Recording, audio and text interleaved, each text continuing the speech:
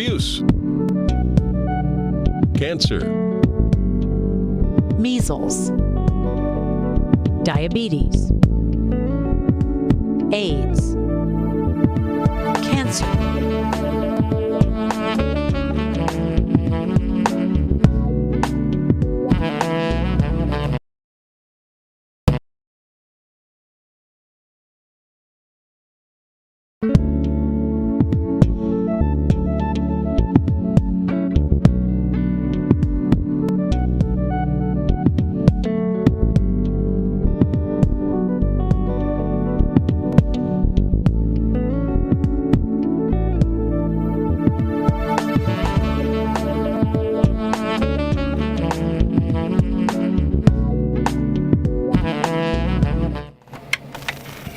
Good evening once again and welcome to Doctor on Call. It is our Tuesday evening program and we do have a live one for you this evening.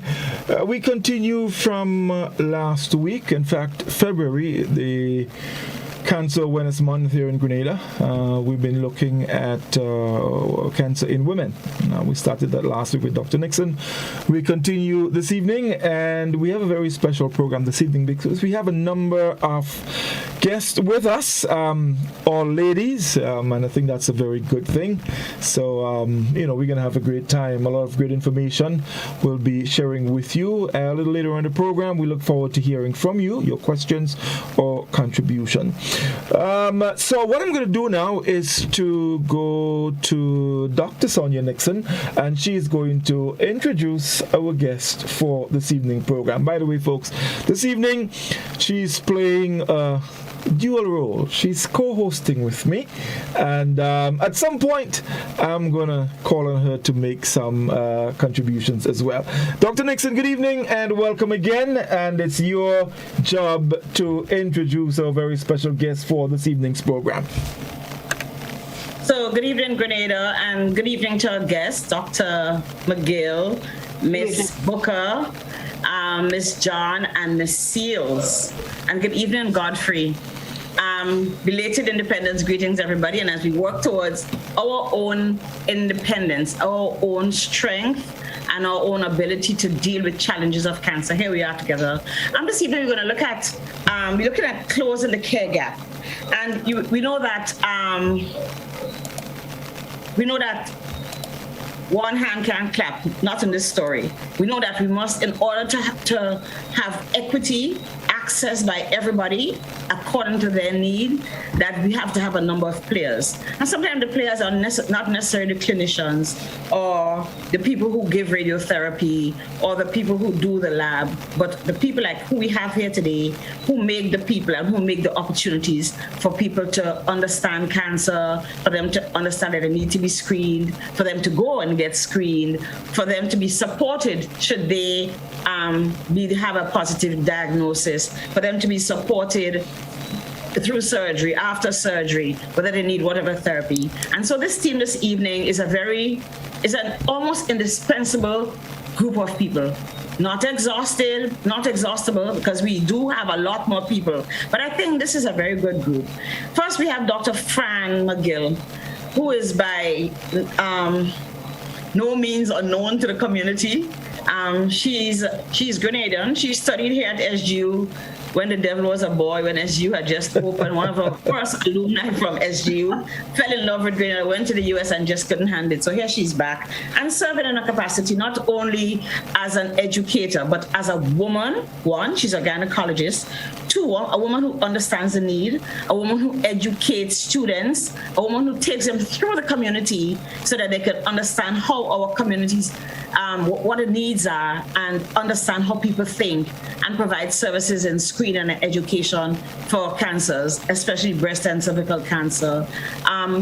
A woman who teaches medical students to be good doctors so that they can go and function wherever they need, especially when it comes to women healthcare. And a woman who leads a very interesting group at SGU, Women in Medicine, again, who are more sensitive to the needs of women than women. So that's Dr. McGill. I know there's a lot more I can say, but I think for tonight, that is almost enough, right, Dr. McGill? Right. Thank you very much. And then we have Miss Mina Booker. And everybody's heard about SADO, St. Andrew's Development Organization, one of our very prolific community-based organizations, really interested in the well-being and the perpetuation of communities, in the survival, especially of the people who are mostly marginalized. And we know that's a problem. If we have marginalized populations, they don't access care. Somebody has to open a gap for them. So we have Ms. Booker, who leads St. Andrew's Development Organization, SADO. Then Ms. Naisha John, who is an attorney at law, who is a passionate advocate for cancer care in general, education, screening, access to care, and above all for support. She is a member of the executive and has been for a long time of the Grenada Cancer Society. But before she probably tell you that she's a survivor herself, and she understands what it is to have a structured organization offering support, and not just support, guidance through the maze that becomes. And when we were talking about coronavirus a few months ago, a woman told me, a very educated woman told me she was told she was positive, and she don't even remember what they told her at the health center after that. So try to understand, when you get a diagnosis that we all see as death, we really do need an agency that will hold our hands until we could stand back up and offer more than just a crutch, but empowerment to go ahead. So that's Ms. John, who will give you her own story and guide you through what the Grenada Cancer Society is about. And of course, we have Glenda Seals, who has challenges, and so we apologize. She has challenges with her camera tonight. So I want to welcome Glenda and tell her thank you for being here. Glenda represents a very important group of women and relatives of women who are survivors of breast cancer. This has been a very prolific, very hard-working, above all, group. And here she is tonight. She's going to share some of how does Pink Ribbon Society support women with breast cancer in particular, from education to screening to especially support after diagnosis and through end-of-life issues. These women are there. With all their limitations, some of them are actually survivors, some of them are actually not even as well as they'd want to be, but they're there. And so basically, these are some of the agencies. There are other agencies like financial agencies that give us support, who are not here tonight, that we can rely on, who have, like First Caribbean, who kind of no longer exists, but First Caribbean has been a great partner. They've organized several cancer walks and have provided, because all of these do help to close the care gap. They provide finances, so we can, the Cancer Society can assist people who need to buy a ticket to go to Barbados for diagnosis or, get some support. So there are other agencies, the Cancer Society, the FCIB, First Caribbean Bank, our insurance, Sagicor has helped this year, and many others that we'll mention. But tonight we have these women who are here and will guide us through what it is like to be part of the support system. Thank you very much, Dr. Nixon. Quite a lot said, so that part is already taken care of. So, folks, we're going to get right into our discussion this evening, and I will start with Dr. McGill. We're talking about cancer in women, and of course, we know there are lots of different types of cancer, but I want us to just narrow it down to probably 2 or 3 of the main types of cancers that affect women. And we'll ask Dr. McGill to just put into perspective for us breast cancer, cervical cancer. Just a brief synopsis of what they are and the importance of screening when it comes to breast and cervical cancer. Dr. McGill? Thank you, Mr. Jeffrey. The most common cancer across the world in women is breast cancer. There are a lot of risk factors for breast cancer. Some are familial or genetic, so that you can't change that. Some of the risk factors that can be changed are obesity, because there's a lot of hormone called estrogen in the fat tissue. So if you decrease your body weight, you decrease the stimulation of the breast. We know from studies in the U.S. that taking hormonal medicines, and what a lot of people don't realize is a lot of the herbal products have hormone-type compounds in them. So after menopause, try not to do that unless it's really, really needed. alcohol has been associated with breast cancer as well. And probably the most important thing then is to identify breast cancer when it's early. And what we know from the mammographic screenings is that the mammogram can find a breast cancer about 7 years before a woman will examine her breast and find it herself. But the flaw in that is that the mammograms are not 100%. So a woman can, in fact, have something in her breast that's not identified by a mammogram. And therefore, one of the most important things that you can do is not think, oh, I need a mammogram, it's expensive. Oh, the mammogram machine is down.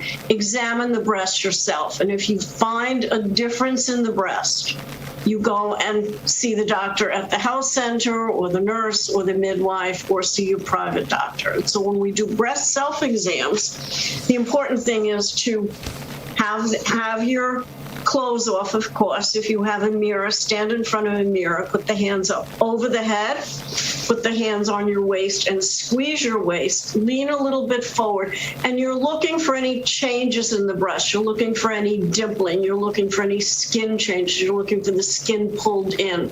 You're looking like the skin to look like the peel of an orange or an ugly fruit. And then you take your fingers of whatever is the hand you use most, the dominant hand. You put your hand up over your head and you gently but firmly press the breast against the chest wall, feeling all the way around and feeling if you feel any lumps or anything that's changed. Now, right before we get periods, oftentimes the breast gets a little bit more dense and more full because the hormones are very high before the period. And then after the menstrual period, the hormones drop. So the best time to check the breast, if you still get periods, is after the period. And if you don't get periods, then pick the same day every month. You do it tonight because you learned to do it the same time, the same day as your birthday, the same day as your favorite number. And then you continue to go around. And if you have large breasts, you need to press deeper. And I always suggest you check the breast that doesn't feel like it has anything first so that you can compare. And then recheck it again in a couple of days, make sure that it's nothing, that there's no hormonal changes. And if something is persistently there over a few days, a week, or a couple of weeks, then certainly see your doctor. Because the major issue with all cancers is not seeking care when something is small. The second most common cancer, and we have a lot of this here in Grenada, is cervix cancer. And as you may know, you see pictures of the uterus looking sort of like a pear with the ovaries coming out connected to the tubes. Not a great demonstration.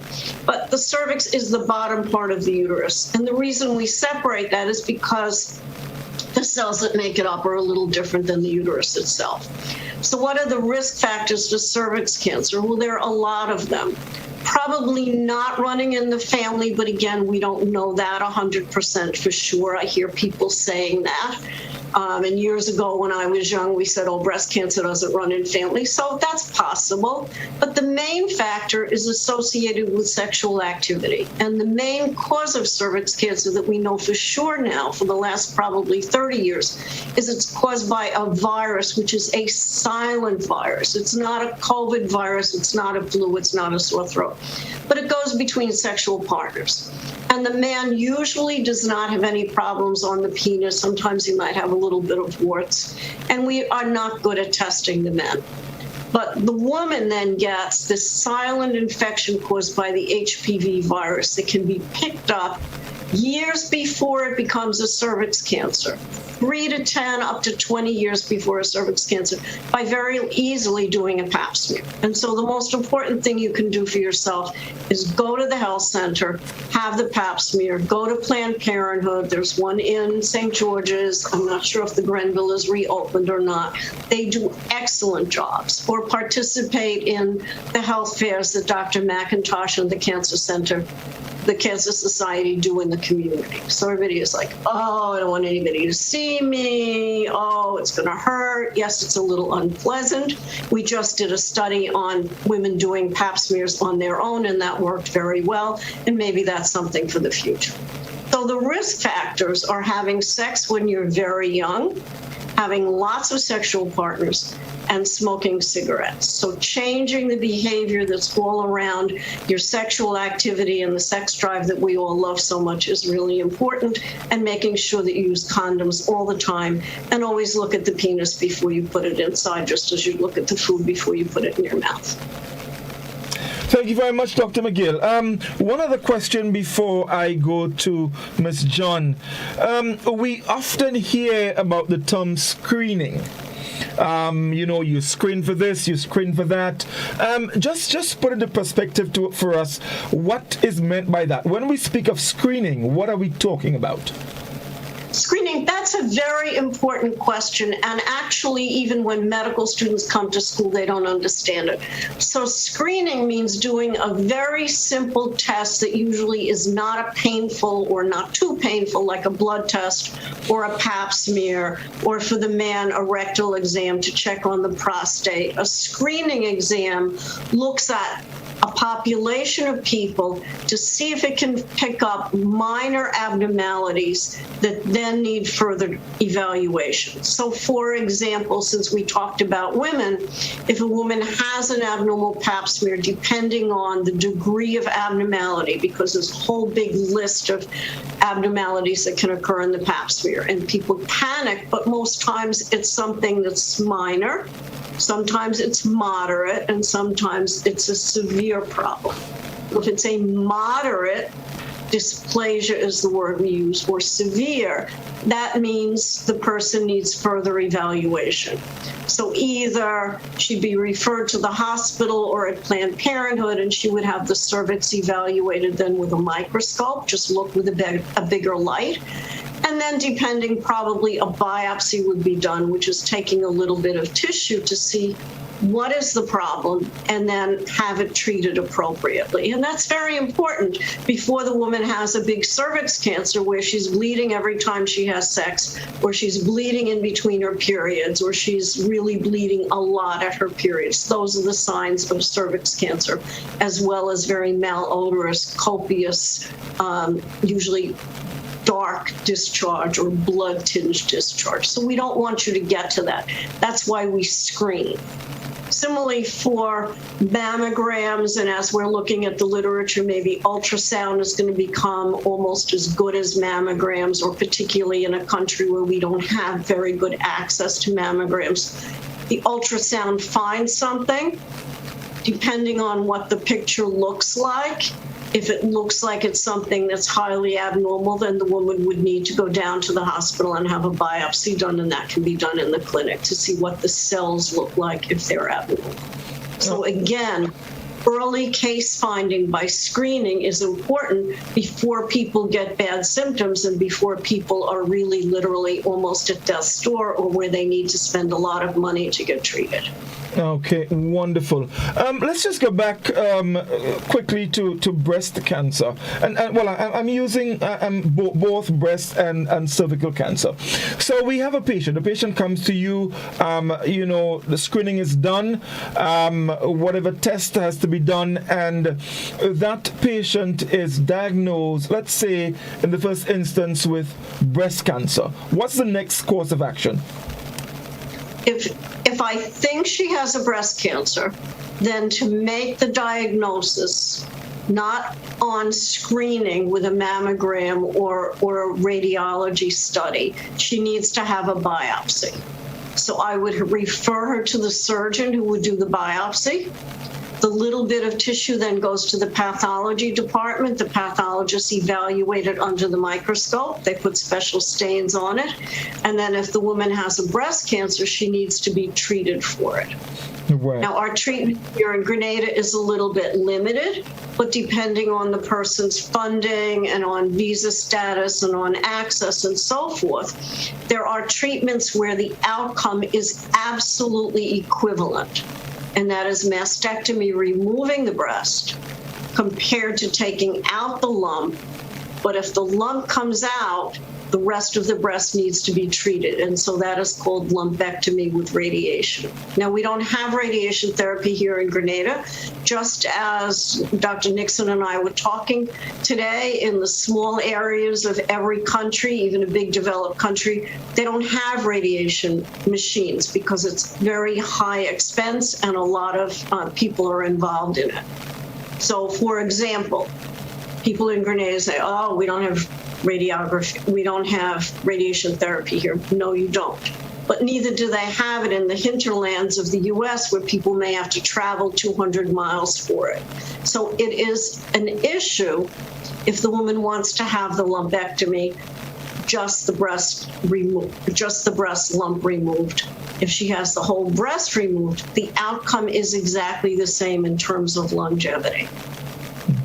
So it really is a matter of cosmetics and how you're feeling about yourself and what access you have, as well as some medical things like the size of the lump, the size of the breast, the type of cells, if it's spread. So there are a lot of medical things that come into it as well. The process that you just described, is it similar for someone who you think may have cervical cancer as well? Yes, it's the same. If I think someone has a cervical cancer, and as I said earlier, if it's very, very early, like a pre-cancer, which is what we usually find on the pap smears, those can be treated here in Grenada. So the cervix can be frozen. I just sent a machine down to Planned Parenthood so the cervix can be frozen. The woman needs to be followed carefully. Or sometimes the piece of the cervix can be cut out. That's called a LEEP procedure, L-E-E-P, or loop, L-O-O-P, under some local anesthesia. That can be done at the hospital. Or a piece can be removed surgically in the hospital as a minor procedure. But if the woman has an advanced cervix cancer, it can be treated then by hysterectomy, and depending on the stage of it, if it's a very early stage, it can have a simple hysterectomy with a good cure rate of about 90% or more. But if she has a more advanced stage, then she needs to be treated by wider incisions that when we had the GYN oncologist coming, and hopefully they will come back, that would be in the hands of a GYN oncologist. Or if it's really advanced and it's spreading in the pelvis, they need to be treated with radiation with some chemotherapy. And that, of course, goes into the same thing. If we don't have radiation here, they have to go to Antigua. So that's why screening and finding something when it's early is really critical, because you can save the woman's life and you can save all of that trauma of surgery or radiation. Thank you, Dr. McGill. Dr. Nixon, anything you want to add? I don't know, you want to ask a question to Dr. McGill before we proceed? I think we can leave some of the questions to Dr. McGill for later so that other people can get a chance. Right. Okay. Lovely. So I want to go to Ms. John. Ms. John, you're part of the Cancer Society, and you've been with them for quite a while. Let's talk a little bit about that, your experience in that society, that organization, and some of the work that they do with cancer patients. Good night to you, Godfrey. Good night to my colleagues on the panel and to our viewers. So I've been on the Grenada Cancer Society, I think it would have been 2011, shortly after my survivorship from cancer myself.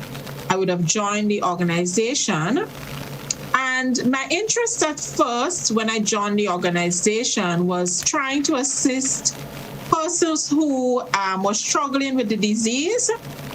One of the things I had noticed then was that the formal part of it, there was no support, emotional, psychological support for cancer patients, their families, and survivors in terms of the hospital and those sorts of care facilities. So I thought that it would have been a good initiative if we can promote that sort of care for persons. So when I just started, that was the mission really. And as I continued, I got more and more involved with the Cancer Society. I've been involved in its education drive. So that's one of the things that the society does. We go into different communities And we go on different programs such as this, in fact, and we try to give education to persons about the different kinds of cancers, prevention, what you can do to take care of yourself, sort of what you can do to even discover whether you have cancers. We promote screening. One of our I should say sponsors and donors, the Republic Bank donated to us about 2 years ago a mobile cancer unit, and that has been extremely helpful and instrumental in our screening project throughout the length and breadth of Grenada. We were hoping to get to Carriacou, but we have not in fact gotten there yet, and so that is in the making. So we do the screening. We do provide aid by way of finance to persons who have cancers and may need treatment. But our resources, of course, are very limited because we depend on donors. And so we're not able to provide probably full care for persons who need treatment. So our focus mainly is on the education element so as to prevent persons from having late-stage cancers.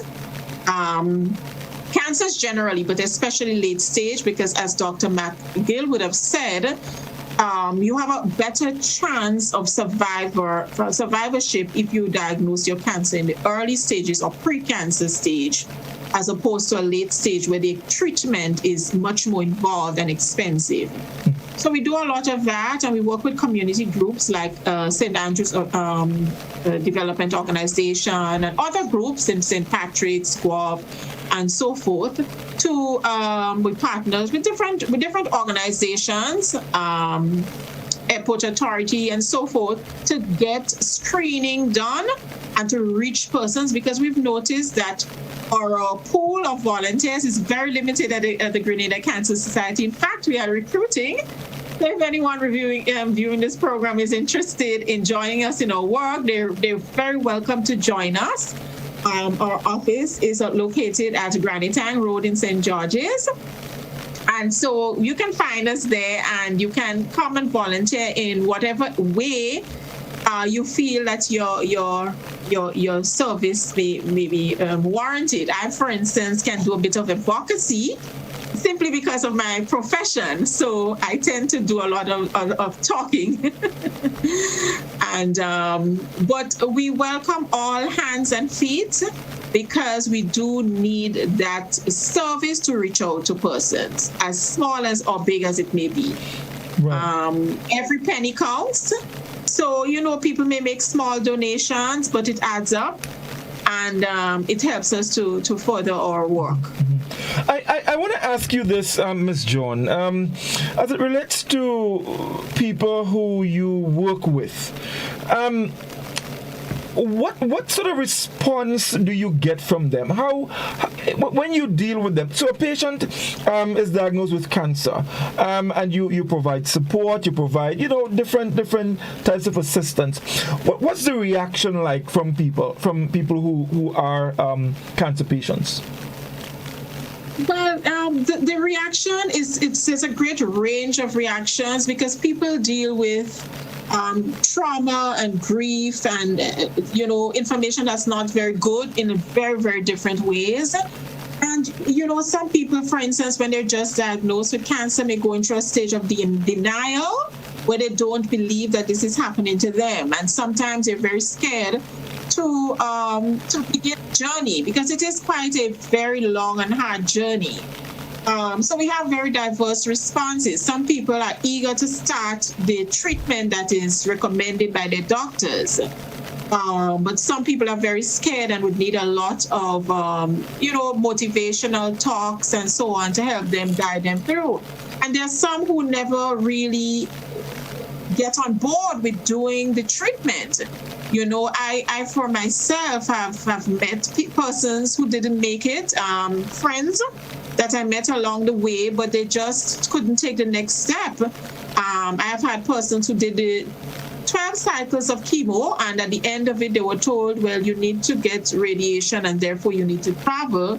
And at that point, their spirit was so broken, they couldn't do anything. And a year later, they're not with us. And it's very hard to see that because some of the people are people you've met and you love, and this is their journey. So people have different responses. Some people are anxious to start, as I said. Some people go on the traditional medicine. Some people choose herbal and other forms of treatment. And so you have those mixed things, and they're some of it is cultural, some things is what people believe. So we're really trying to change the type of energy that people come with, or the way they view things, to give them a sense of hope. Because most people, even myself, when I was first told that I had cancer, it was such bad news. I didn't even know what questions to ask my physicians then. My family were the ones asking the doctors questions. I just could not speak. And so sometimes your reaction is it's very hard to get this information. Sometimes you're just not able to react. So it's understandable, which is why it's so important to provide that psychosocial support. And it's very important to give people a sense of hope that if they undertake this treatment, there is a very good chance of survivorship. Mm-hmm. And Dr. McBannett alluded to it earlier, and it is true. There are people walking around like me who have survived. I have survived, I think it is 11 years now, or it will be 11 years this year. And I've resumed all of my activities that I probably some of the things that I did when I was younger. Perhaps I wouldn't be doing them now in any event because I just would not have the energy. Right. But the point about it is you can go back to a very normal lifestyle if you undergo treatment. Mm-hmm. The point is that when persons receive the information, sometimes they need someone to walk them through it, mm-hmm. because just that process of getting this information could be devastating. Mm-hmm. Right. So someone been diagnosed with cancer, let's say early, they do have the opportunity to go on and live. It's not necessarily a death sentence per se. Yes, and there is so much improvement in medicine. I think perhaps the treatments that are available now is probably much better than the treatment options I've had 10 years ago. The technology is moving so quickly. So you can survive cancer now and not even have as many side effects for some people according to the kind of cancers, because there's so much more that medicine and the way medicine is developing. Mm-hmm. So you can go back to a very normal lifestyle, I would say.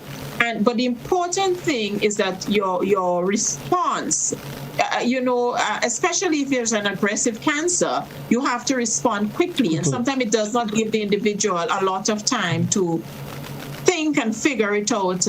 Sometimes it's just that your doctors have said this and you have to make a decision very quickly. It was like that for me. I think I mentioned to Dr. McGill earlier today that when I was diagnosed, within 3 or 4 days after I was told of my diagnosis, I had a surgery. And for me, I was a young person. It was a hard decision to make, but I made the decision very quickly and I got the surgery done. And so here I am today by the grace of God. And support of family and friends. Excellent.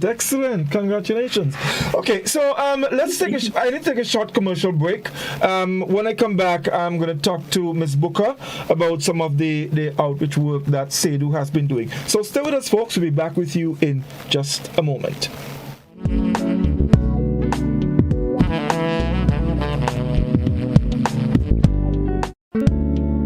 When a loved one passes on, we all need the comfort, support, and guidance of a trusted friend. You can rely on LaCour Brothers Funeral Home. We provide a personalized professional service that exceeds all expectations. Our dedicated staff responds to your every need with the greatest detail, ensuring affordability with a variety of options. Our upgraded state-of-the-art facilities, spacious air-conditioned chapel with live internet streaming, a modern, environmentally safe crematorium, the only of its kind on island. Private viewing spaces, large on-site repast center, a modern transportation fleet.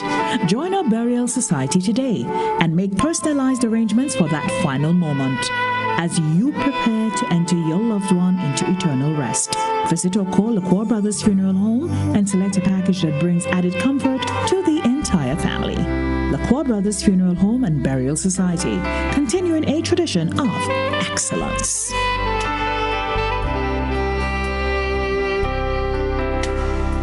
Get away from your daily stress with a Grenada vacation at the Coyaba Beach Resort.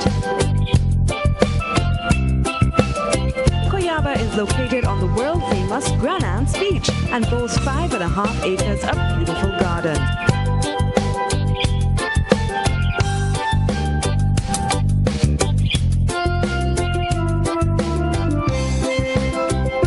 We offer excellent service, good food and drink, well-appointed rooms and friendly staff in a safe environment.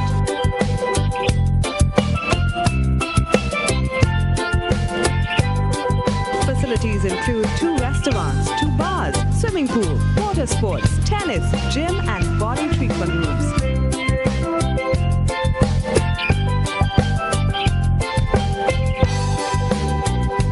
Call 473-444-4129. The Nawasa app brings the power of Nawasa's customer service experience to you. Instant, conversational, and smart. Easy access anywhere. Get bill balance, transaction history for up to 6 months, report a fault, link to websites, view payment centers, contact information, push notifications, and multi-tenant accounts, all in a secure login platform. Like a self-service concierge app, mobile.nawasa.gd gets you the support you need much faster. Available on both Android and iOS platforms. Mobile.nawasa.gd, your customer support companion. Nawasa, committed to meeting customers' needs. It's finally here. The long-awaited historical drama, Julian Fedon, is finally here. One man with a sense of destiny. 14,000 slaves with a dream and a promise. Tonight we stand our ground. Tonight we stand on the side of history. Julian Fedon, presented by Heritage Theatre Company in conjunction with the Grenada Broadcasting Network, the Grenada Cooperative Bank, the Grenada National Lotteries Authority. Opening Saturday, 12 February, 7 p.m. at the Trade Center, and continuing. Experience the conflict. Close down their churches, every one of them. Feel the passion. The epic drama of a people caught up in a desperate struggle for freedom. Seems to me like you are trying to get yourself killed. Julian Fedon, bring out the entire family and enjoy an experience in Grenadian theater. Get ready for a season of Grooving Smooth and Live on GBN. Grooving Smooth and Live is a 1-hour performance gig every Thursday from 8 p.m. featuring performances from our local musicians and short interviews discussing all things musical. Every Thursday, a different musician and a different instrument will be featured, from the violin to the saxophone to the trumpet, guitar, and steel pan. Our local musicians playing, improvising, and educating us on all genres of music. Join GBN with host musicians Matthias and Shireen and a special guest every Thursday at 8 p.m. It's Grooving Smooth and Live on GBN.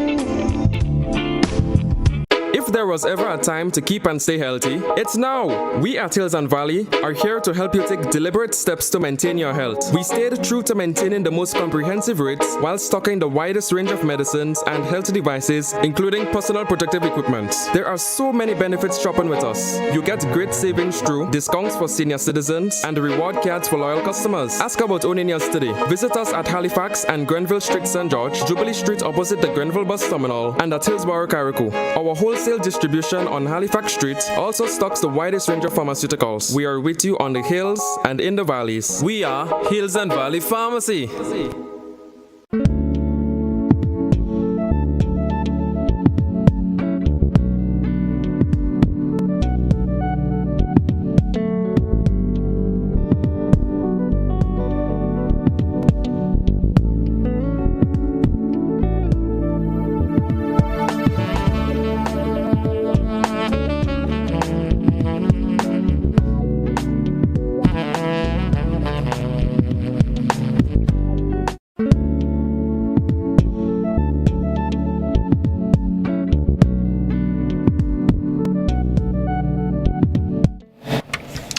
welcome back, everyone. It's Dr. on Call, and we're talking cancer awareness, closing the care gap.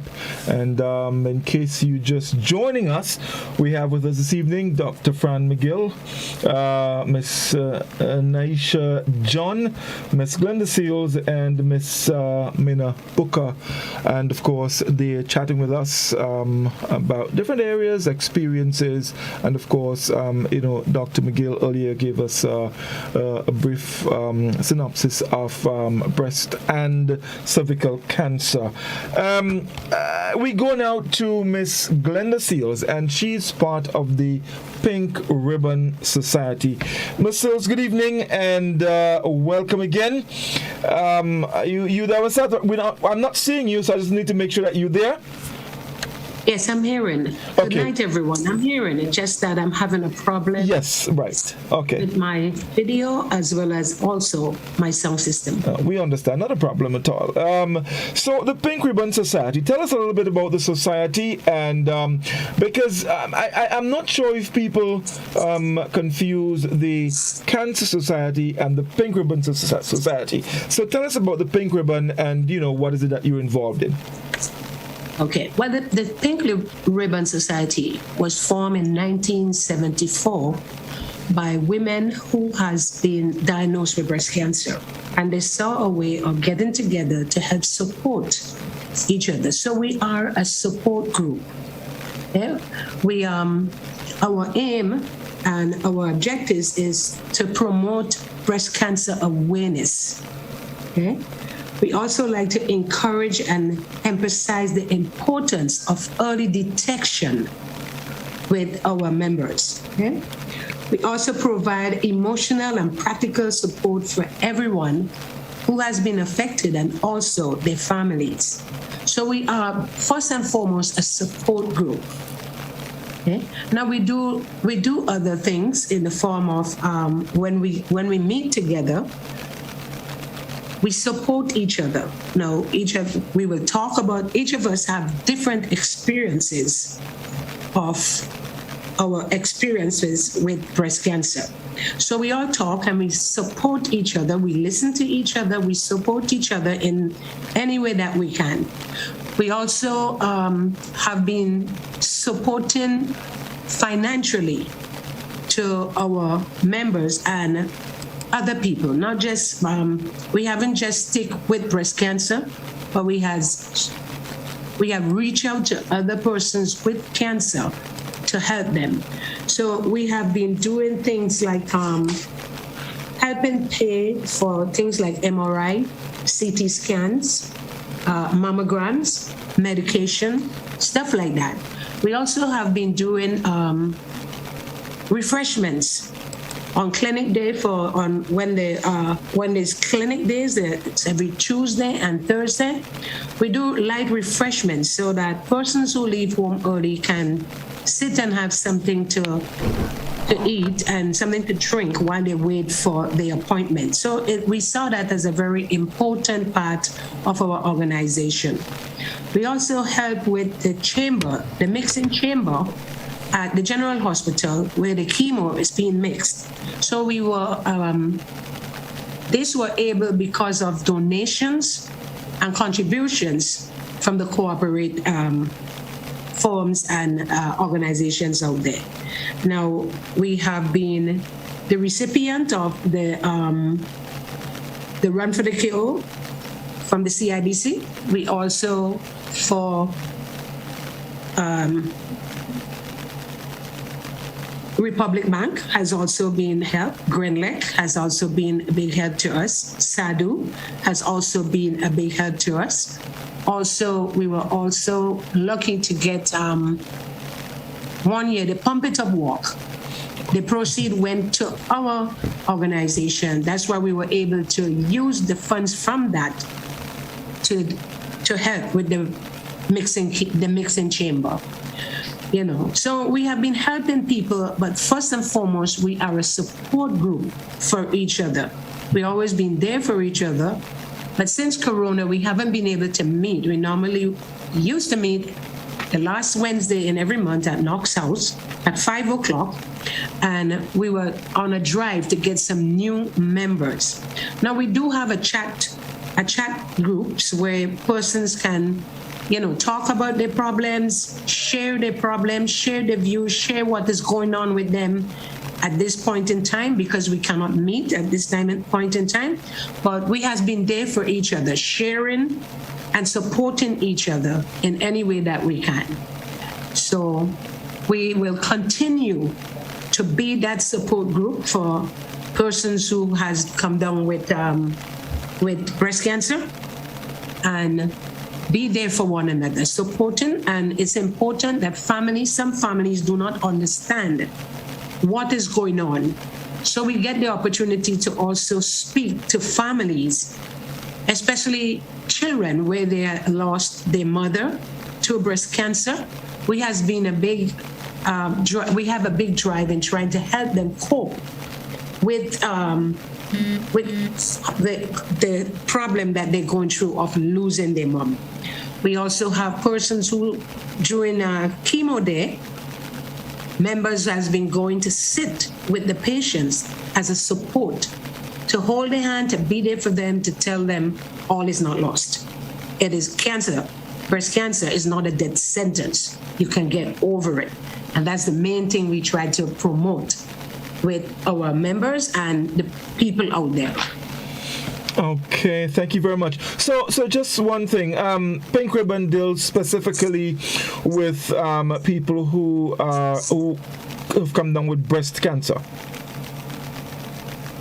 Yeah, basically, persons who come down with breast cancer, we're there as a support group for them. Okay, wonderful. Yeah, but we also work in collaboration with the Cancer Society, because they're our mother. We are the child. Oh, okay. Wonderful. Yes, indeed. Okay, so Ms. Sills, we'll come back to you in a moment. I know you have to leave us in a bit, but we'll come back to you shortly. I want to go now to Ms. Booker. Ms. Booker, throughout the night, your organization, the name of your organization keep coming up, Sedu. Actually, I'm proud because, I'm a St. Andrews man, so I feel that, somewhere in there, I'm part of this. But let's talk about your organization and some of the outreach work you've been doing, especially in terms of support, with the Cancer Society and Pink Ribbon and whatever else you've been doing. I thank you, Godfrey, and good night to everyone. At Sedu, the passion started for us. There was one year when there were a lot of people in St. Andrew who wanted to attend the walk in St. George's, and they were not able to attend the walk. So we decided, let's do this. And the money that we raise are going to give it to the Pink Ribbon Society. And after that, it was just full speed ahead for us. So every year we have the annual breast cancer walk. And the sales, the proceeds from our sale of T-shirts, they go to the Breast Cancer Society and to the survivors. Additionally, Sedu has a very active social media platform. So we use that platform to share messages of hope, inspiration, and just let our sisters know that they are not alone. We also have worked with some artists in our parish, and we have a song on our YouTube channel that is dedicated to our breast cancer survivors. So, if there's anyone, we don't want you to give up. So that's something that, you can cherish and probably listen to if you're going through a hard time. Also, especially during the COVID-19 pandemic and understanding the issues that people may have for food. One of the things that we did is that we reached out to a team of persons within the parish. These people are people, they do not hesitate to help us when we call. Farmers, small businesses, and they donated on many instances food and, vegetables. So our team was out there, during the lockdown, dropping off packages with healthy vegetables for the survivors. This is just a bit about what we do. Also, in October, we have the breast cancer, the screening. We organize the screening in collaboration with the Pink Ribbon Society and the Grenada Cancer Society.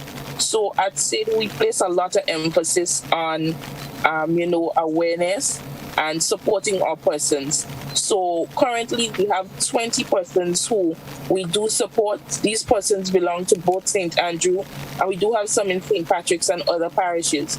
We also have a WhatsApp group where, there are members of the Pink Ribbon Society. There's Dr. Nixon who offer inspiring words. People are able to share their testimonies. When someone is going through a hard time, someone is there for them. So it's initiatives like that we are involved in, and we have collaborated with many organizations who have helped us, to help people, to help them know that they're not alone in this, and they don't have to give up. But we're here for them. Okay, Ms. Booker, listening to you, you have me thinking, because honestly, I was of the opinion that Sedu was kind of volunteering. You Rainbow City and all of that. I now have a completely different perspective on Sedu. I mean, this is marvelous. I never knew you need to come on programs a little more often so people can know what is happening with Sedu, man. Sure. We have a number of other programs. Maybe we'll speak about it in the future. All right, wonderful. That's great indeed. Congratulations. So, Dr. Nixon, I'm coming to you now. I'm sure you do have something to say, and then we have some more questions I would like to ask Dr. McGill and, of course, Ms. John, and so.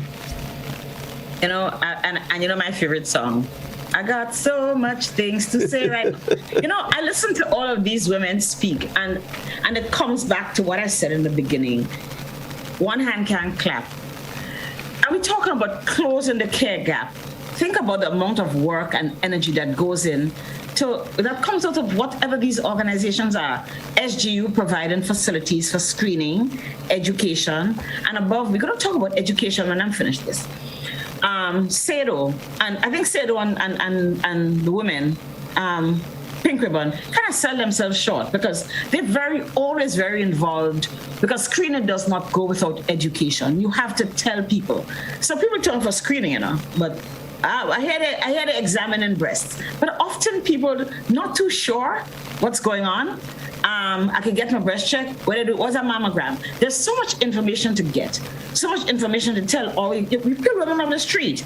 If you're doing screening on a street side, you go out and you talk to women. And these two organizations, although they offer support, financial, material, psychosocial, whatever, they spend a lot of time just giving out pamphlets and encouraging and asking women to come and check. It's very important because education and prevention of disease is one of the most important things. We talk about closing the gaps. Yeah. If you don't have access to care, that's a problem. But if you don't have access to screening, if you don't have access to vaccines, if you don't have access to psychosocial support, all of those are parts of caring, right? And coming together, what we do is pool our resourcefulness. Okay, I was talking to Dr. McGill this afternoon. I mean, we've been talking about SGU as an academic institution that is based in research. And SGU has done research. They can tell you, and they probably already can tell you, what are the varieties of HPV, the human papillomavirus, that is most prevalent in the women that we've seen so far. And this is research that's ongoing so that we can plan to care, so that you don't shoot it you don't have to shoot to the AR-15 because you can use a needle and fix it simply because you know exactly where it is and what it is. So the whole conglomerate of activities and participation of different entities. I think Nisha spoke about the financial support, which is very important because we don't have no income. But we got some money today from the young women at SGU, the young people at SGU, and I was at that walk, and there were a couple of hundred students who went a 5K run, around the campus, even in coronavirus, they ran on the campus simply because the year before they weren't there. They came back to school and they were there running on the Sunday morning at 8 o'clock in the hot sun, doing their 5K, ensuring that there was money, and that money was handed over today, right? What is it going to go for? There are lots of things that we have to do. There are lots of things that we have to do in order to ensure that everybody has access to care, regardless of what their sexual orientation is, how old they are, what their gender is, what kind of work they have, whether they have disabilities, what their lifestyle is, whether they have education, where they're situated. All of those things are important so that we can ensure that people are diagnosed early, people receive the early treatment, and above all, that we can prevent disease. And I want to talk about preventing disease as coming out of that. Dr. McGill spoke a lot about the risk factors. One of the challenges we have is the abuse of alcohol by our young women. And the research is showing that our young women become at greater risk of developing cancers, in breast cancer in particular, in their 20s, if they consume a lot of alcohol. I'm right, Dr. McGill? Right? In their 20s, you see women turning on. There's a research that was done in the UK, right? And we do consume a lot of alcohol. Can we transfer the knowledge? It is very likely that we can transfer the knowledge from one community to other. That's what research tries to teach us, okay?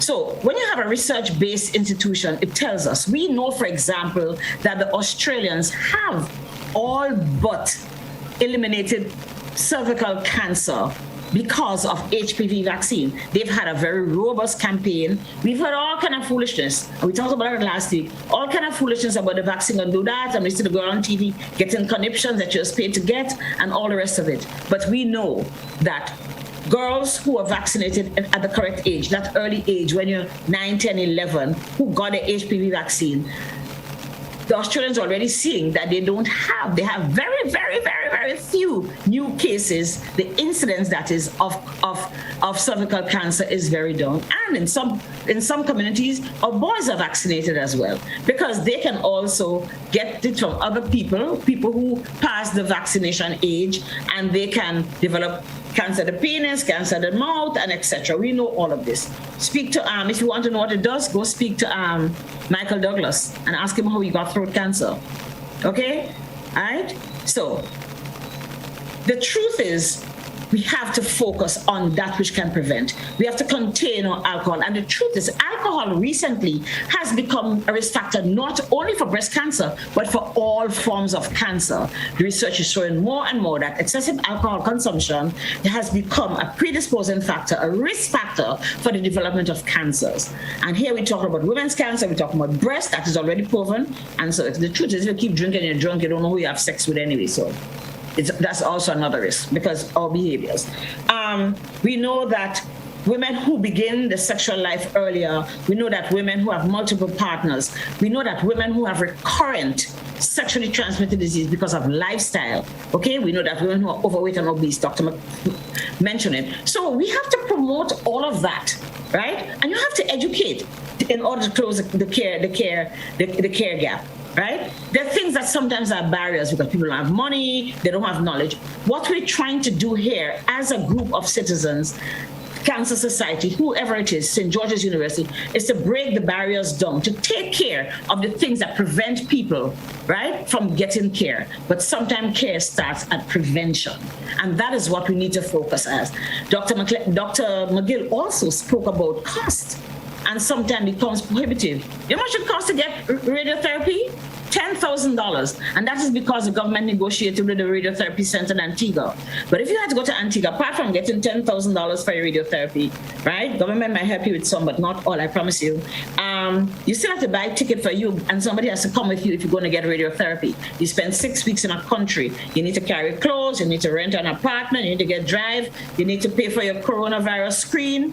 Every so often, you need to pay for your consultation. And if you get sick while you're there for any reason, you still have to pay the consultant because what you're paying for the $10,000 is just the radiotherapy. In another country, and Antigua is much more expensive than here because it's very tourism-oriented. So those are the challenges. We want to make sure that we can tell women, here is what it is. And girls, here's what the challenges are. And here is how we're going to prevent us from getting to that point where we have to jump on a plane to Antigua. Okay, we have to, and we don't want you to know that because you're poor, you can't get to radiotherapy, or because you're poor, you can't get modern, and there are modern forms of chemotherapy, medications that you can get that we still don't have access to because of the cost. It's equally prohibitive. So those are the things we have to work towards. We have to break those barriers down, but above all, we have to prevent disease as far as we can. And there are ways to do that. Okay, thank you. So let's take our final commercial break. When we come back, a couple questions, and then we'll open our telephone lines to our listeners if they have any questions or other contributions they would like to make. So we take a final break. We'll be back with you in just a moment, folks. Stay with us.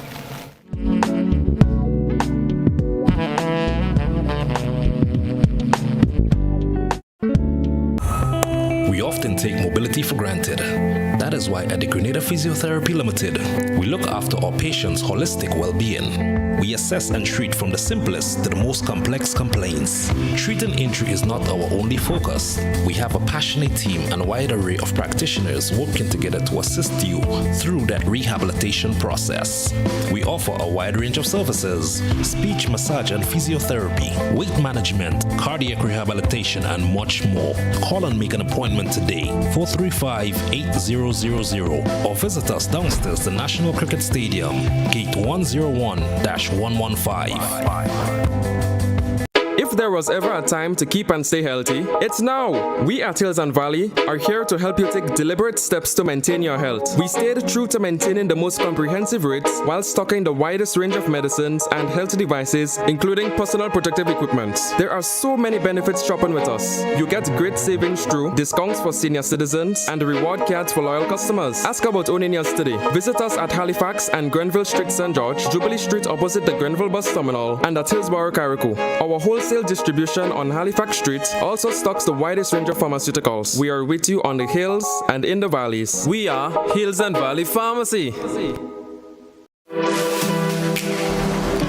Here is a little known fact. There is only one place in Grenada that you can get an MRI scan done. That place is Spicile Imaging Center. Yes, Grenada, that's the truth. Other centers could offer you other scans, but Spicile Imaging provides an authentic MRI scan. Here's another little known fact. Spicile Imaging has 3 centers. We operate at Grenville, the Carnage, and at the Ocean House, Grand Anse. We provide the widest range of laboratory tests and services: CT scans, x-rays, mammograms, ultrasounds, and a host of other services. We are fully staffed by a team of family doctors and specialists.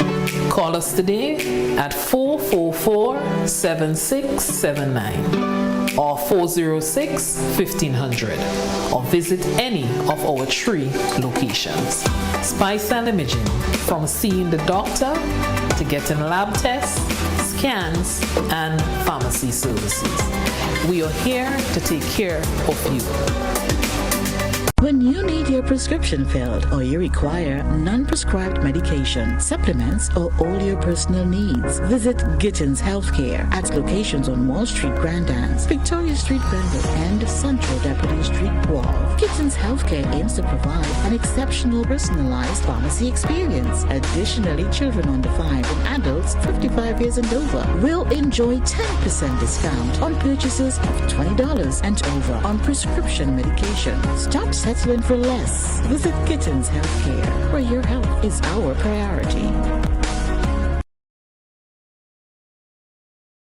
When a loved one passes on, we all need the comfort, support, and guidance of a trusted friend. You can rely on LaCour Brothers Funeral Home. We provide a personalized professional service that exceeds all expectations. Our dedicated staff responds to your every need with the greatest detail, ensuring affordability with a variety of options. Our upgraded state-of-the-art facilities, spacious air-conditioned chapel with live internet streaming, a modern, environmentally safe crematorium, the only of its kind on island, private viewing spaces, large on-site repast center, a modern transportation fleet. Join our burial society today and make personalized arrangements for that final moment. as you prepare to enter your loved one into eternal rest. Visit or call LaCour Brothers Funeral Home and select a package that brings added comfort to the entire family. LaCour Brothers Funeral Home and Burial Society, continuing a tradition of excellence.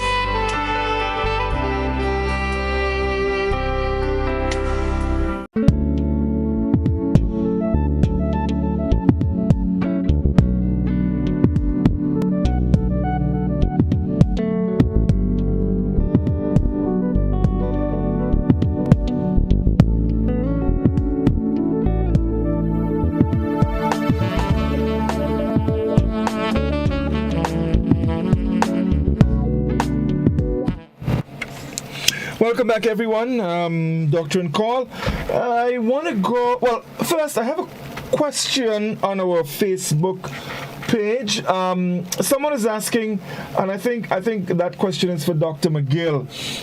Someone is asking, you mentioned about moving past the vaccination age. That's in relation to the HPV vaccination, HPV vaccine. So they're asking what's the age. In other words, at what age should you not seek the HPV vaccine? That's a very interesting question, because when the HPV vaccine came out, I think they started with girls at age 12 and it went up to only 26, because the assumption was that many or most people had had sexual intercourse by then. And we know that across the world, about 80% of people who've ever had sex were infected with the HPV virus. And also that for the majority of people, that virus will clear within about 18 months to 2 years. So that also changed a lot of the rules now for pap smear testing, because we know that the virus will clear. So then people started saying, well, hold on, everyone hasn't had sex by the age of 26, and even if they had sex, should they get the vaccine? So now the recommendations are broader, so that even if you've had sex, you can have the vaccination. And now the last literature I read, they've said it's okay to vaccinate people up even into their 40s. And the other thing that's very interesting that just came out in the literature, the vaccine does not treat HPV. It does not treat cervix cancer. But because there's a lot of HPV viruses that can be involved, there was a study that just came out looking at women who had cancer of the vulva. That's the external area, because we know that the HPV virus affects not only just the cervix, but sometimes the vagina, the outside skin. We talked about it being sexually transmitted, so the skin around the penis of the man, the skin on the scrotum of the man, that's the sac that holds the balls. And also it can affect the urethra, where people pee from, both men and women. We know if people have oral sex. And the anus. And the anus, right. And if we know if people have oral sex, it can affect the tongue, the cheeks, down into the windpipe.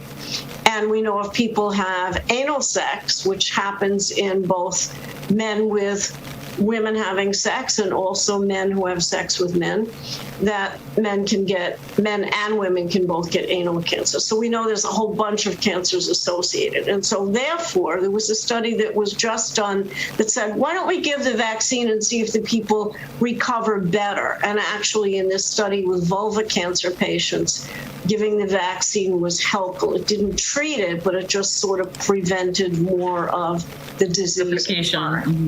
So I'm not sure that any of the age groups are going to continue like that. And as Sonia said, the important thing, because we know it goes between partners, is that the men be vaccinated as well. And I guess that's something that will start in Grenada.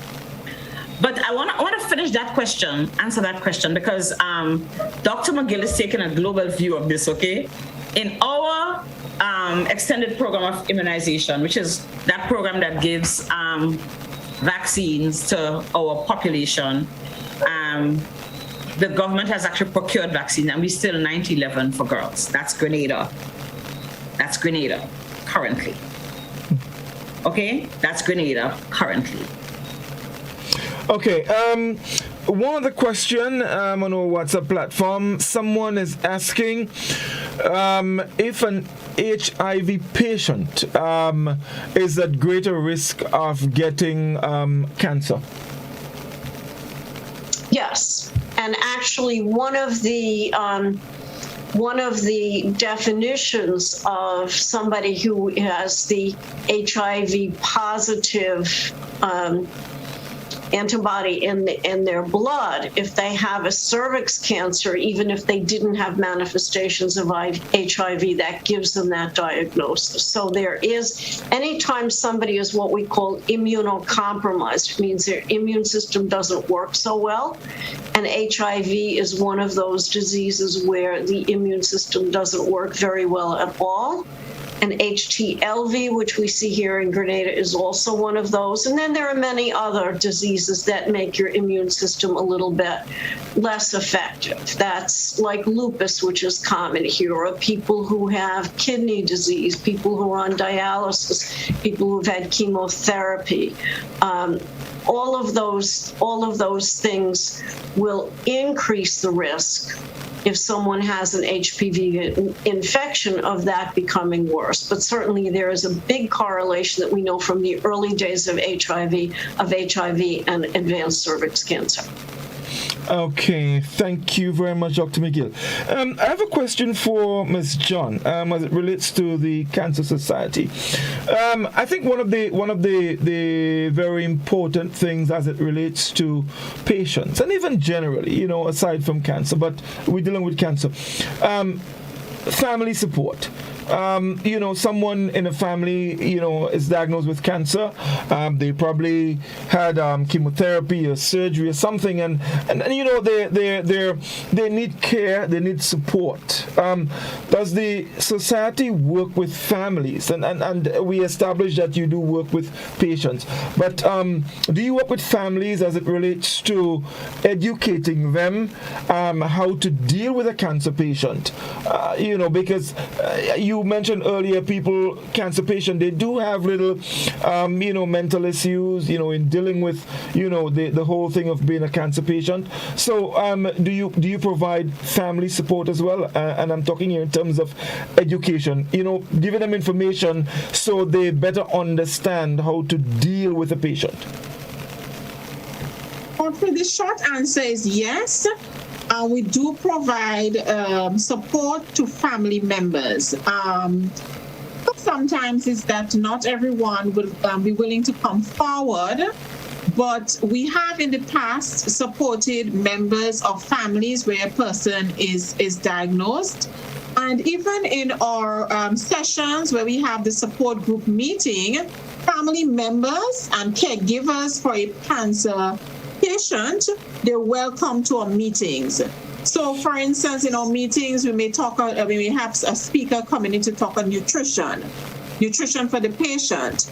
The family members who attend, sometimes their husband may attend, sometimes their children may attend, and they will have the benefit of what kinds of diet would be beneficial to this person who's undertaking chemotherapy. They will have, sometimes we have somebody speaking about, probably somebody from yoga, somebody in that field to come and tell us about exercising and the benefits of that. They will have the benefit once they come to our meeting. So we do, when we have our cancer support the group meets, we often have different activities, and sometimes we have different speakers. Sometimes we have speakers on grief. I remember a few sessions we've had Reverend Dr. Osbert James speaking on grief and loss, and because sometimes a family member may have lost their person, whether it's a mother or a wife or so forth, to cancer. So they are welcome to join us in the group and speak and listen or partake in that sort of that help. And even on our society, as it stands, many of our volunteers are people who are affected in some way by cancer. Some of them have lost a loved one, a mother, a father, and so they've decided to give back to the society. And in the society, they get the benefit of all the different programs that we will have. So yes, we offer support. I remember at one point we had housing, the Samaritan House at Knox House, where a patient at the hospital who was undertaking chemotherapy, if their family members had to come down and perhaps they may have a late day and have to treatment in the following day, it was a pairing with the Presbyterian Church and the Cancer Society, and they would offer that shelter for the person to remain there for the night, so that they don't have to travel up and so on. So we try to do some outreach to the family as best as we can. Our resources, in fact, it is limited, but we do try our best to support persons as best we can. Quickly again. So you have your meetings, I guess, in St. George's. What about people, for example? We also have a support group in Grenville. There's a St. Andrew's support group. We have a St. George's chapter. The idea was that we will have one in Carriacou, but there is a group involved in Carriacou, not the Cancer Society, but there is also an organization there that does support work there. And we were hoping as well to go to the north and west, Guelph, Victoria, Cité side. We haven't quite gotten there, and with the pandemic, it was very difficult to mobilize. But it is definitely on our agenda. Okay, yeah, because I was concerned about reaching people in the outer parishes who probably not in the position to, always come to St. George's and things like that. So that's excellent. The group in Granville met at my office for many years. Okay, wonderful. So, Godfrey, so you see, that is why we have to look at what the barriers are, and People have needs, whether they're the people who are suffering from the disease, people who are concerned about it, people who are relatives, and we have to find ways to break those barriers so that care can reach everybody and it doesn't cost us too much. That is what is very important, and that is why every person who's here today has a good reason for being here, and there are a lot of people who should be here who can't be here. But we have to understand, and that's why everybody on this island has to understand, has to think, what is my role? What can I do? Can I contribute to these organizations? Can I volunteer? Can I offer my community house? Can I offer drinks like Pink Ribbon does? You understand? If there's a screening, can I make sure that the people in my church go get screened? That's the responsibility of everybody, because we have to close that gap. It's costing us too much. We're losing too many people. We're not supposed to lose so many people. And remember, we're talking about women's cancer. When a family loses a female member, consider it, remember, they still say men are head of households. Women run things in family. That is exactly what our country is like. Let's not forget it, okay? Women run things. Women are the ones who get things done. You go have a political party and the lady don't come and put flowers on the table, a political meeting. Go on, campaign. Dr. Nixon, I just want to remind you, I'm at the controls here, so be mindful. I'm in the minority. Yeah. But you see, I was even counting you. You're just a medium. But seriously, no, we have to think about what happens. And we talked about that last week. When a mother gets ill with breast cancer and she has teenage children, right? And remember, she might be caught in the sandwich generation where she has a mother and her father that she's taking care of, and then she has her children, and maybe they're also grandchildren. So losing the females in our family is very crucial to our social system. We therefore have to try as much as possible to preserve, to make sure that care is accessible at all levels, regardless of where it's needed, because there are already people. The pandemic made us fall back on our screening, and it's very, very, very important. We can't say it enough that women should go out there and get screened. Go and look for it and make sure it's not there. Pull the screen, walk through it, and go and make sure that cancers aren't there.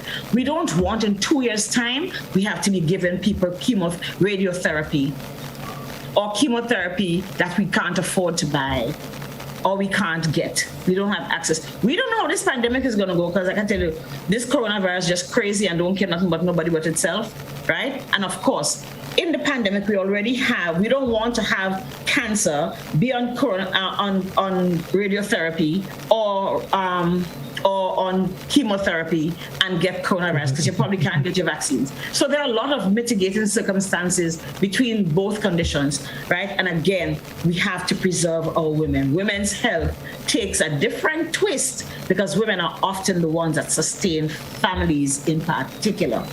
Okay? And so we have to try our best. Right. One final question to Ms. Yes, go ahead. I just wanted to add, if I may, that the pandemic has been extremely difficult for us to provide that support because a lot of the meetings were very hands-on, very confidential, and often we found that in those meetings, people spoke about personal things, not just their cancers, just life problems and issues. So it was a real counseling session. Even persons who were affected by cancer a long time ago and it wasn't even affecting them now, they got that sort of help to deal with their life issues. So it's very, very important. And with the pandemic, that's another stress factor. And it's affecting persons who have had cancers or probably are dealing with cancers presently. And there's that physical support is not there. We do try. I try on my phone. I try to have WhatsApp calls and so on with people. But it's just not the same. The emotional, the physical contact is very important when you're talking about support. Okay. And people here are still afraid to talk about cancer because it always seems still to be a death sentence. So people are afraid to go looking because they're afraid of what they'll find. But here's what I remind them. Whether or not you look, if it's there, it's there. If it's not there, it's not there. So you might as well look and try and fix it as early as possible. Right. But we have to keep on encouraging each other, especially women, go there. One of the other agencies that really supports the whole issues of cancer is the trade unions, where people work, where we know that economic hardship will come to families and to individuals if they're diagnosed with cancer. So we have to remember the trades unions and employers federations as areas that encourage women, people in general, women in particular, to go out there and get screened. Okay. One quick question to Ms. Booker before I go back to Dr. McGill. Ms. Booker, in terms of the work that you and your organization that you're doing, do people reach out to you for support, assistance? I mean, I'm talking about people who are cancer patients. Not necessarily, but we are open. So persons can contact us when they are ready. We are here for you. Our phone number is 421-9339. You can give us a call directly or on WhatsApp or send us a message and we will reach out to you. Wherever you are, we will find you and we will try to guide you along. Okay, wonderful indeed.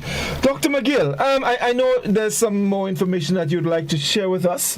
So, of course, you are at SGU and a lot of work has been done with your group. So you can share with us now some of that information. I know there was some videos and some other stuff that has been done. Yes, thank you. There's a group of women here, and now it's over 600 students that are active students involved, and we just donated the $5,000 to the Cancer Society. Mostly came from that pink run and other fundraising. But because we are not able to do the health fairs with the COVID, these young women were extremely creative, and it was all their idea, and they switched everything over to educational programs via Zoom. And so we piloted them at SGU and found that we were pretty successful doing that. And so there'll be a program that's open to the public. You will need to have to register for it, and it will be Thursday evening, the 10th of March. I'm not sure yet of the time, and the Zoom will be announced. But if you would like to contact me, my email is what you're seeing. It's fmcgill, MCGILL @sgu.edu. Particularly if there are organizations, if a key point person could send an email instead of hundreds.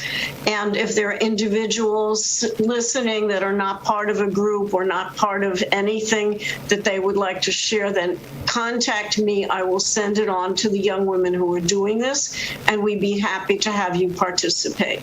We do this in the fall about breast cancer education for people, and we've made 2 videos with our biomedical imaging department, which is here at SGU, and I think they're very catchy and very well done and not very long.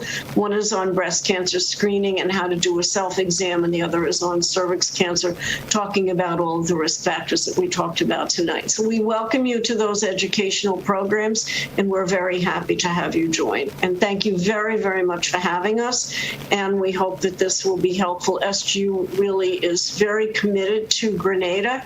We have had now 41 years of graduates, and we're looking forward to many more, and many of the graduates will come down, and many will continue to try and help in screening. So thank you all very much. Okay, thank you very much. So our telephone line is open, folks. The number is 435-2041. If you have any questions, we don't have a lot of time remaining, but if you have any questions that you'd like to ask, you can give us a call. The number again is 435-2041. If there's anything that you probably you heard, you were unsure about, and you'd like a bit more clarification, you can definitely do so. Just to let you know again, the number 435-2041, or you can send a WhatsApp message to the same number. Please don't call us on WhatsApp. We won't be able to access that, but you can send a message on the WhatsApp, the same number, 435-2041, with your question or comment, and we'll try our best to deal with it. Someone is asking on our Facebook page, good night all. I like being proactive. How do I prevent cancers? Dr. McGill, you want to take this one? How do you prevent it? Yes. Well, hopefully we sum that up for you. It's good nutrition, watching your weight, watching your diet, exercising, having a positive attitude, and doing your screening. And that means not only screening for the women, but screening for the men as well, which is prostate screening, colon cancer screening, looking at your family history. If something runs in your family, make sure that you are talking to your doctor about that. Everybody should have the primary care physician who are at the health centers, and Grenadians don't use them to look at the whole person. So start to use your doctor to guide you. Okay, wonderful. We have a caller on the telephone. Let's go to our telephone line. And of course, no smoking and container alcohol. Okay. Consumption. Dr. and Co, good evening. Hey, good evening, Godfrey. And guess, how are you? A very good caller, go ahead. Yeah, room seeking. Man with the museum. Yes, go ahead with your question. I always listen to your program, and it's so interesting, educational, and whatever you have to say. I don't know what name to put it on. Yeah, I heard some mention was made about kakabeke. I have a lap. Yeah, that was earlier, caller. We dealt with that earlier, so we can address this tomorrow evening. Okay. Yeah. Okay. And then again, whenever it's possible, you pay me a visit. I will have information for you. I'll do that. Thank you very much. You had the number on the phone, eh? Yes. All the best. Sure. All right. Yes, indeed. The number again, 435-2041. You can call and definitely ask your question, and we'll try our best. Maybe I should make a point here. We're waiting for a caller in relation. Since the gentleman talked about kakabeke, it leads us to the point of alternative therapies. Mm-hmm. And a lot of us turn to alternative therapies that are not necessarily proven, right? And often people by the time they turn up for conventional medical care, they've been very ill. So while I know that a lot of alternative therapies have been tried and tested and proven, please don't just go to any and everybody to give you, and I'm not berating bush medicine or other therapies. I'm saying make sure the person knows what they're doing, right? we have proven tests. As far as cancers, there are a lot of things that are not yet proven, so be very cautious. Okay. Please be very cautious. Yeah, let's get back to the telephone. Doctor and call, good evening. Hello. Good evening, Doctor and call. Hi, I'm calling for Dr. McGill's address again, please. Good night. Yes, good evening. I'm calling for Dr. McGill's email address again, please. Thank you. It's M like Mary, C, G-I-L-L, the @ S like Saint, G like George, U like University, .E like Edward, D like dog, U like University, F McGill @ sgu.edu. Very well. Thank you, sir. Can you put it up on the screen, Godfrey? Can they? Yeah, I'll try and get the guys to do that. Thank you very much, caller. All right. Someone is asking here, it's been said that the use of bras with bones can cause breast cancer. They're asking if there are any facts surrounding that. There's no facts regarding that at all. What the bras with the bones or the uplift bras with the wires do is sometimes they'll dig into the skin and sometimes they'll give the patient discomfort. It does not cause any lumps. It does not cause any cancer. There's been absolutely no reports on that at all. As we all have breast cancer. Having metal near the breast is a problem either. We all have breast cancer. All right, let's get back to our telephone. Yes. Doctor and call, good evening. Hi, good evening, Godfrey. Yes, good. Yes, go ahead. I'm sorry, I joined, so I don't know if the question I'm going to ask has been captured already. But how do I prevent cancer from invading my body? Okay. Thank you, caller. Go ahead. I didn't hear the question well. Yeah, we did answer it, but yeah, they're asking, how they can prevent cancer from invading their body. You just said it a while ago. Yeah. Lady missed it. By early screening and early self-diagnosis. If you examine your breast and you feel a lump, don't ignore it. And of course, the lifestyle. And lifestyle. So decrease the alcohol. We know smoking's not good for anything, so none of us should be smoking cigarettes or weed. Watch the diet so that you're not eating a lot of fatty foods. The fat in the tissues, when we get heavier, the fat in the tissues makes a lot of estrogen. If you're menopausal and you want to take hormones for anything, make sure it's for very short term under the doctor's guidance, and be very careful with the herbal products, the bush medicines, because some of them have estrogen-like substances in them. Okay, let's go back to the telephone. Doctor and call, good evening. Hello? Okay, I think we lost that call. There was another question on our WhatsApp platform. The person is asking, good night all, what is the next step after surgery for a cancer patient? How often should that person do checks? Usually after a patient is treated for a malignancy, once the doctor feels that they're at a stable position and they've responded to the treatment, they're seen every 3 months for about 1 to 2 years. Then if they remain stable, they're seen every 6 months for up to 5 years. And then if they remain stable, they can be seen every single year. But that also depends on what the cancer is and what the treatment was. So it's not 100% rule.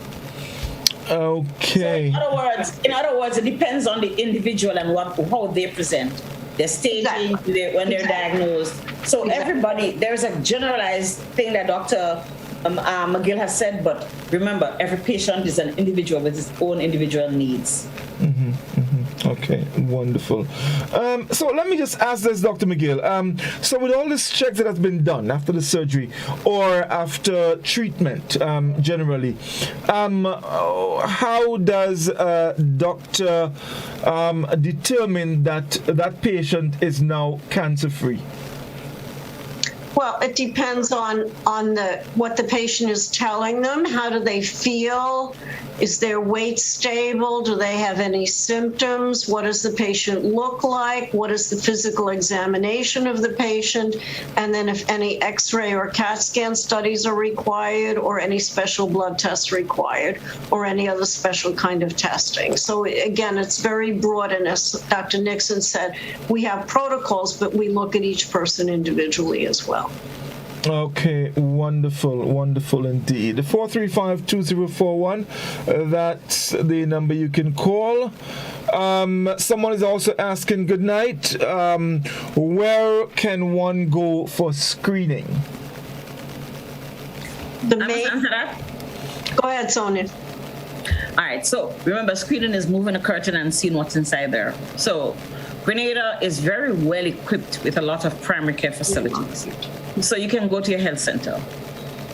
In Grenada, there's a health center at least maximum 3 miles away from where everybody lives. So that's available. Go to the nurse in the health center. When can I come and get my screening for my pap smear or my VIA for cervical cancer, or get my clinical examination, my breast examination. And there are times when you would do that. Dr. McGill said so in the beginning.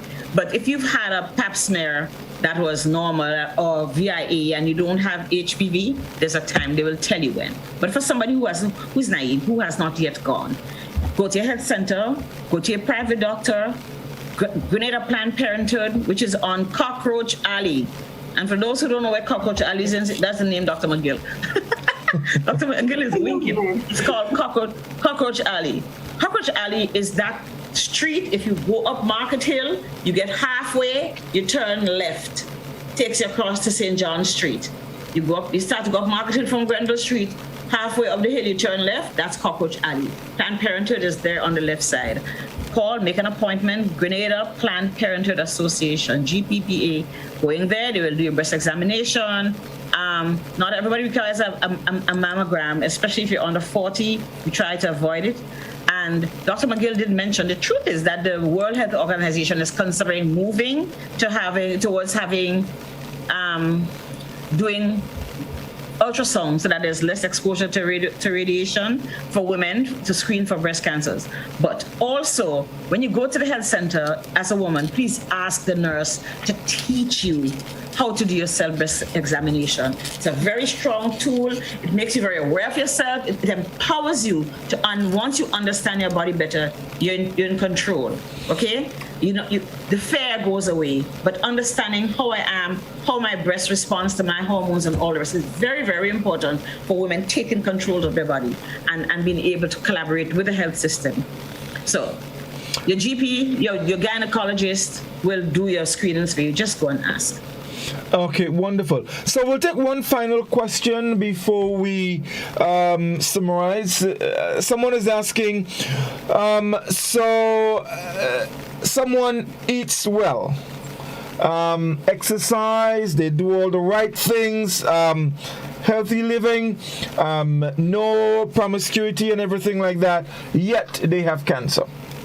An explanation for that. Well, some cancers we know are caused by abnormalities in the genes. And so you all heard of DNA, and DNA is comprised of a lot of, like a spiral, and there's genetic components to all of our cells. And so sometimes there's something that's not perfect with the genes, so that can make the cells not behave correctly, and those cells can become cancerous. Sometimes there are genetic problems that run in families, and those things are not at the present time in anybody's domain to take care of, not in this current generation. So sometimes you can do everything perfectly and something happens. Our life is a trial. It's not perfect. But the best thing you can do is to try and live your life in as healthy a fashion as you can. And then what Ms. John said to me this afternoon, the other thing that I thought was really important, she said is, if you're feeling not right, if you're feeling like your body's not right, go and have somebody take a look and examine you. And then if you find that it's continuing and somebody's not listening to you, then find another person to talk to you and to listen to you. Also remember that there are environmental components, environmental issues that we have not always clearly identified. So we talked about this last week as well. We talked about Roundup, which is used very extensively here as a weedicide, something to kill weeds. We use a lot of other other artificial substances, chemicals to kill insects and stuff. We saw how cancers went up in Vietnam after the war because of the use of that same Roundup, Agent Orange in the air, right? Get penetrating our skins. We had a lot of banana plantations and them plains. I don't know. Naisha, remember that as a little girl? Probably don't remember that. But I remember as a child, I'm older than you, girl. I remember as a child, the planes, the little yellow planes flying around. People who live near bananas will remember the planes flying and spraying. We now know that those are toxic to human beings. Is that why we have so many cancers? We don't know. I know that environmental studies coming out of SGU, and that's why research is so very important, so we can understand what it is about us, make us have a wider care margin, what it is that we need to change in order so that our population does not develop cancer. So the environmental toxins, we don't have a lot of radiation, but still some of us go to the sun and don't put on sunblock. Even us, people who look like us, who think we have enough sunblock, no, we don't have enough, okay? They say black people can't get skin cancer. Yes, we can. Ask Bob Marley, right? So there are other things that we are not yet identified, that we're not sure of, that we're speculating, which can also cause us to develop cancer. And then we eat a lot of foolishness anyway. We don't know what's in there, but we eat a lot of processed foods, and we don't know if some of the preservatives, we don't know whether they can cause us to have cancers, etc. We use artificial sweeteners in our drinks when we're trying to lose weight, and we know that aspartame, for example, does cause cancer, but we have it. So we have to be very cautious. Okay, wonderful. So that's all the time we have, folks. But definitely we need to sort of put it into perspective here briefly. A lot of information came out. So I just want to give everyone a minute or two just to make their closing remarks. And I want to start, of course, with the big parish, Sedu. Ms. Booker. Thank you. So thanks much for the opportunity. To spread word about what we're doing. And we're very much passionate, especially about our breast cancer survivors, and, giving them support and letting them know that there are people there for them. If there's other survivors out there in the parish, who want to join the support group, you can send us a message on 421-9339, and we will be able to reach out to you and offer you support. Look out for the activities and the postings on our social media platforms. And especially in October, we will have something big coming. So thanks much for the opportunity. Thank you very much. And it was a pleasure having you as well. We look forward to having you again. Thank you so much. Ms. John? Thank you so much as well for the opportunity to be here. I just want to reinforce that the Grenada Cancer Society is doing its best for all persons in Grenada, Carriacou, and PT Martinique in terms of education, in terms of screening, in terms of psychosocial support.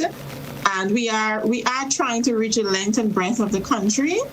We are looking for volunteers. We have challenges in reaching out to everyone because we don't have the numbers. And you can help us in any way. You can give us $1, and if 50,000 persons give us $1, we'll have $50,000 per year that we can use throughout the island. So we really need your help. Our office is on Granite Town Road, and our contact number is 435-9869, and you can go in there and you can fill up one of our membership forms. We have individual membership and we have corporate membership. So persons are free to join as members of the society and contribute in whatever way.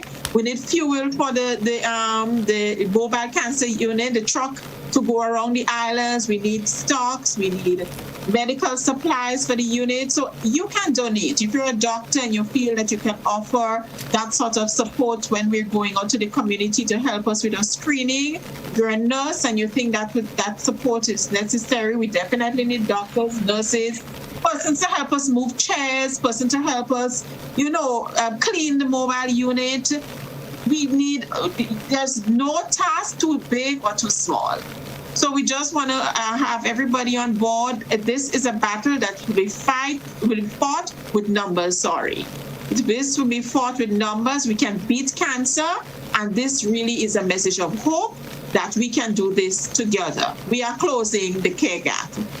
Thank you very much. Thank you very much indeed. Dr. McGill, your closing comments? Yeah. We talked a lot about prevention with vaccine and a lot about screening, but education is really important. And everybody at SGU, particularly the Women in Medicine group, will be very happy to join with you or with your organizations. We are very happy to do even increased outreach constantly.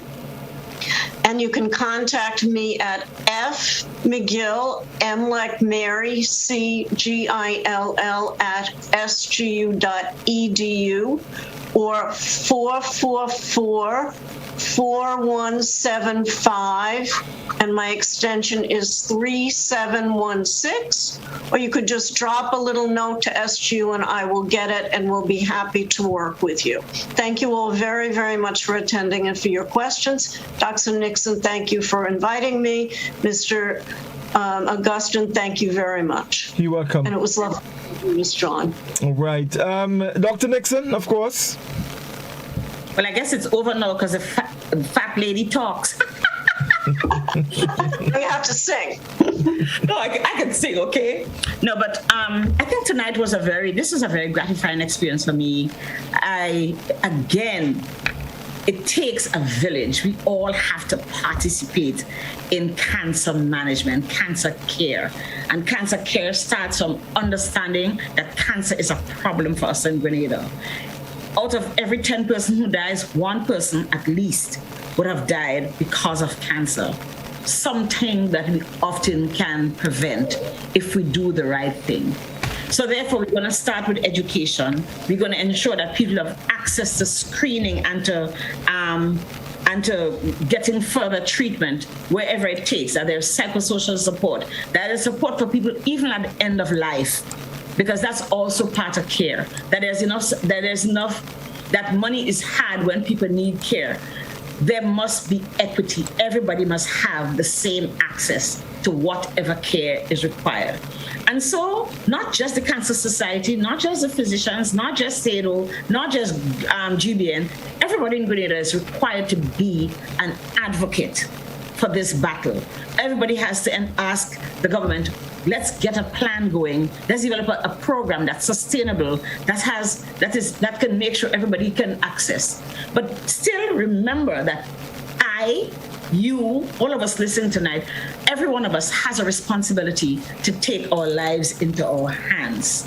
We must teach our children, we must teach them how to eat, how to behave, we must control obesity in our children in particular, because that's the next crazy generation that's going to have a lot of problems. Apart from having hypertension and diabetes, they're going to have cancer.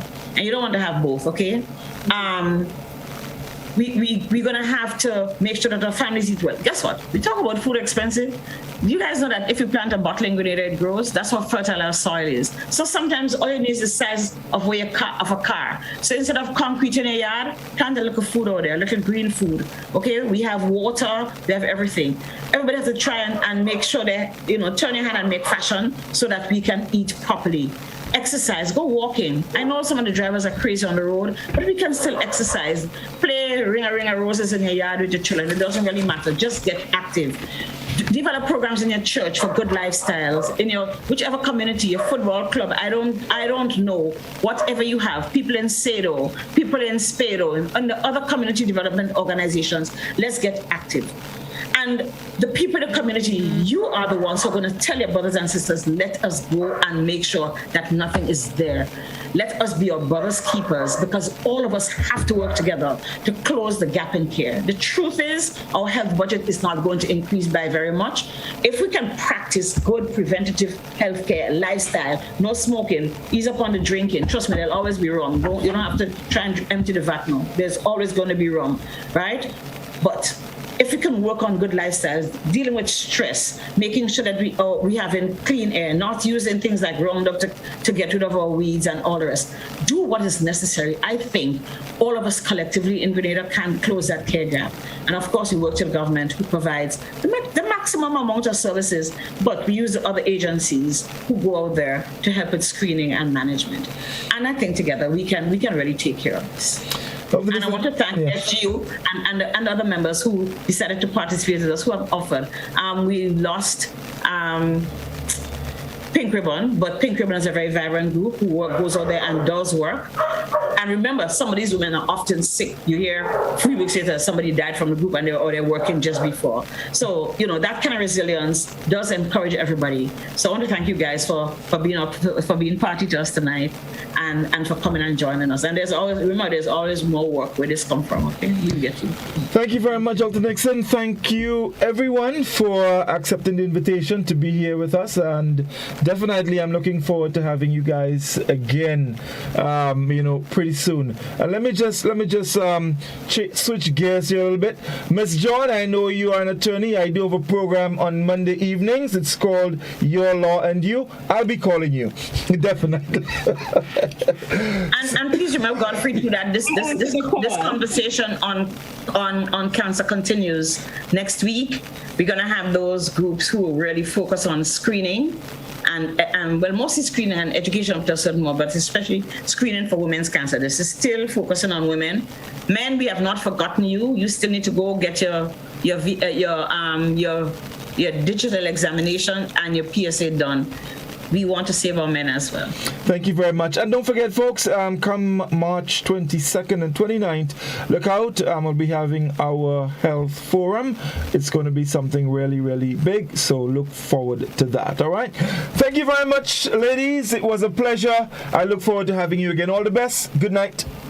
Thank you very much. Yes, indeed. Good night. That's our program this evening, folks. Thank you very much for staying with us. It was indeed a pleasure having you. Thank you for your questions and your comments.